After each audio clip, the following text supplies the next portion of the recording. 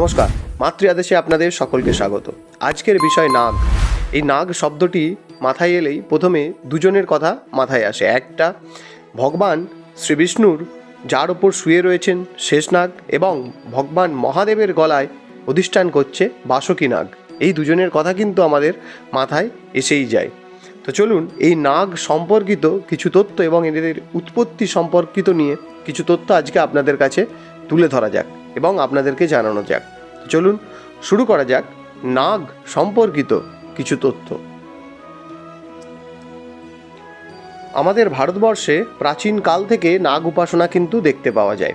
এছাড়াও আমাদের অথর্ববেদে এবং মহাভারতে নাগ রাজা বা নাগ দেবতাদের কথা উল্লেখ আমরা পেয়ে থাকি। এছাড়াও হরপ্পা সভ্যতাতে এই নাগ উপাসনার বিভিন্ন নিদর্শন আমরা পেয়েছি। এই নাগেদের উৎপত্তি নিয়ে বরাহ পুরাণে একটি চমৎকার তথ্য দেওয়া রয়েছে, এবং এই বরাহ পুরাণের চতুর্বিংশতি অধ্যায়ে এর প্রমাণ আমরা পেয়ে থাকি। সেখানে বলা হচ্ছে লোকপিতা ব্রহ্মা মরীচি নামে এক ঋষির সৃষ্টি করেন। এই মরীচির পুত্র হলেন কাশ্যপ, এবং কাশ্যপের সাথে বিবাহ হয়েছিল দক্ষ কন্যা কদ্রুর, এবং এই কাশ্যপ এবং এই কদ্রুর 8 জন নাগের জন্ম দেন। এই 8 জন নাগ অর্থাৎ এই অষ্টনাগ কে প্রথমেই আসছে অনন্তনাগ। অনন্তনাগকে আমরা শেষনাগ হিসেবেও বা শেষনাগ নামেও অভিহিত করে থাকি। তারপরেই আসছে বাসুকী, তারপরেই আসছে তক্ষক, তারপরেই আসছে কর্কটক, তারপরেই আসছে পদ্ম, মহাপদ্ম, শঙ্খ ও কুলিক।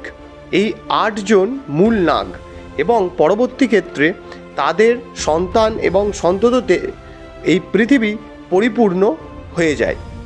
নাগকুলের এই অস্বাভাবিক বৃদ্ধি এবং তাদের কামড়ে প্রচুর মানুষের মৃত্যু হতে থাকে।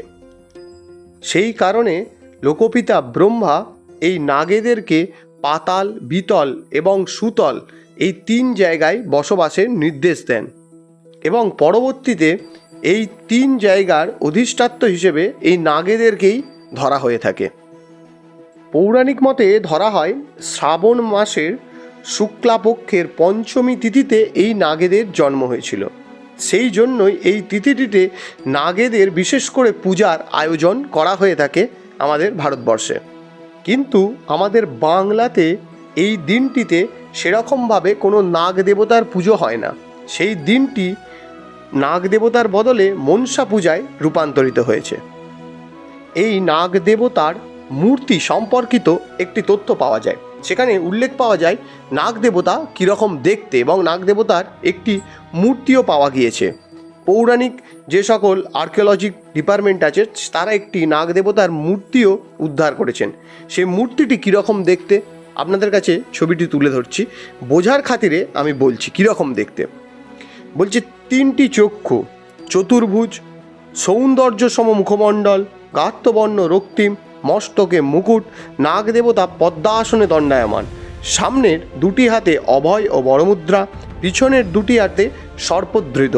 নাগ দেবতা যে মাথার ওপর একটি পঞ্চ সর্পছত্র দেখা যাচ্ছে, এবং নাগ দেবতার বসন শ্বেতাভ বর্ণ বিশিষ্ট।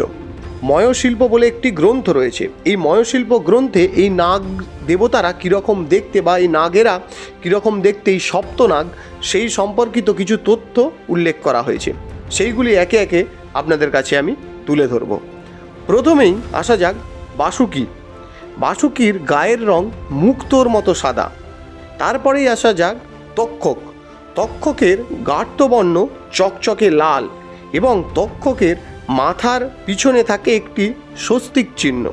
তারপরেই আসা যায় কর্কটক। এই কর্কটক হচ্ছেন কালো রঙের, ফোনায় থাকে শ্বেতাভ 3টি দাগ। তারপরেই আসছে পদ্মনাগ। পদ্মনাগ পদ্মবর্ণময় অর্থাৎ গোলাপি রঙের। তারপরে আসছে মহাপদ্ম।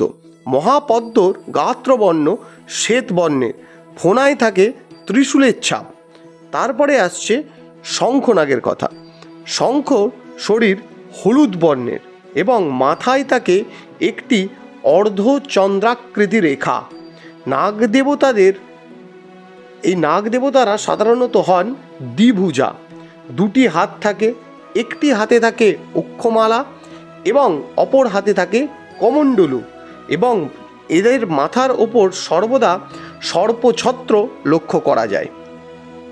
আবার পৌরাণিক অনেক মতে এই নাগেদেরকে বরুণের শিষ্য বা বরুণ দেবতার শিষ্য বা সন্তান বলে অভিহিত করা হয়েছে।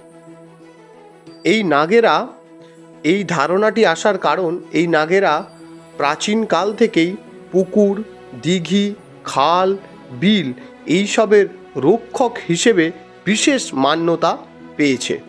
আমাদের বাংলাতে বিশেষভাবে এই নাগ দেবতার কোনো মূর্তি পাওয়া না গেলেও একটি বিশেষ প্রথার মাধ্যমে আমরা বুঝতে পারি আমাদের বাংলাতে এই নাগ দেবতার পূজার প্রচলন হয়তো আগে ছিল।